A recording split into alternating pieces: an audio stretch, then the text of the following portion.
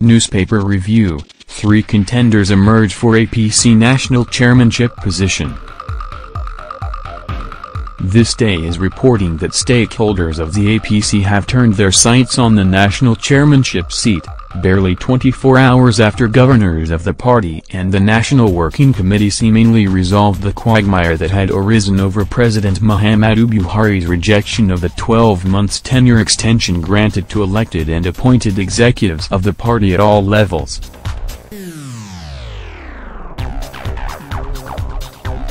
According to the publication, names of possible contenders for the position are already being bandied about, prominent among whom are the incumbent national chairman, Chief John Adeji Oyegun, the former governor of Edo State, Adams Oshiomhole, and a former governor of Cross River State in the Third Republic, Clement Ebri. Oyegun is eligible to seek another 4 years in office. Speaking on the issue, a senior party official reportedly disclosed, "Right now, 3 persons are being considered: former governors Oshiomhole, Clement Ebri and Oyegun."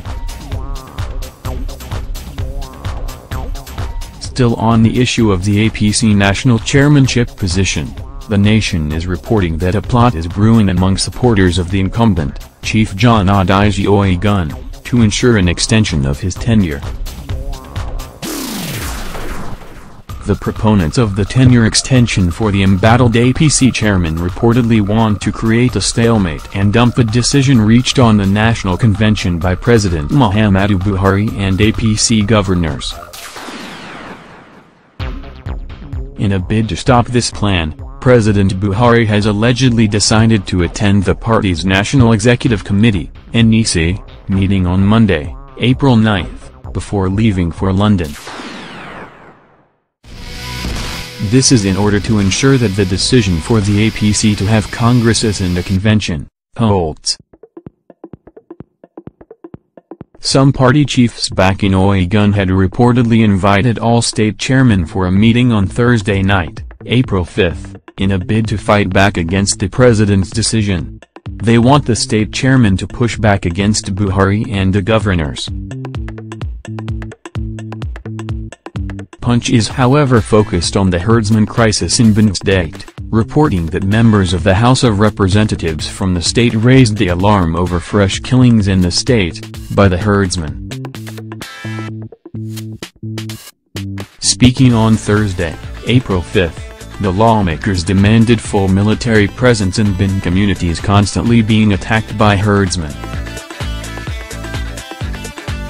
They pointed out that up to 24 persons were confirmed killed in renewed attacks in the state between April 2nd and 4th, with several others missing. The aggrieved lawmakers, Dixon Takayur, Mark Tersigbilla, Samuel Udend, and John Daig, prevailed on the federal government, once again, to declare the herdsmen as terrorists. On its part, Vanguard is reporting that the House of Representatives said that except approval is given by the National Assembly, there would be trouble if President Muhammadu Buhari goes ahead to approve any money for arms procurement. This was stated by Hanran M. Shawalu, the chairman of the House Committee on Army, who insisted that the president does not have constitutional powers to approve money for arms procurement without the mandate of the legislature. According to the lawmaker, any such violation was bound to brew trouble between Buhari and the legislative arm of government. The publication noted that the Senate had also taken a swipe at the president over the issue on Wednesday, April 4th.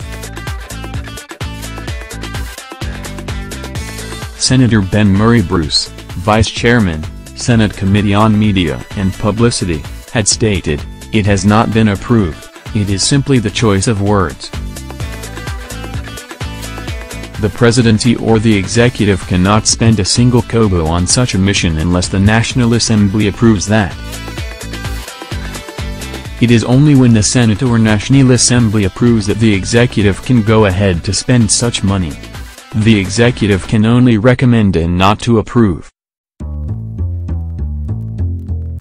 The Guardian is however reporting that the Senate has expressed dissatisfaction with the implementation of the Muhammadu Buhari-led federal government's N1.5 trillion National Social Investment Program, NSIP, and described it as a failure. The upper legislative chamber threatened to cut budgetary allocation for the scheme, as it expressed dismay over the fact that it had not made serious impact on Nigerians. The threat was made by Senator Mohammed Danjuma, chairman of the Senate Committee on Appropriation, when the special advisor to the President on Social Investment, Mrs. Mariam Uwais, appeared before the panel to provide clarification on proposed budget implementation. NSIP funds are captured under the presidency's service-wide vote.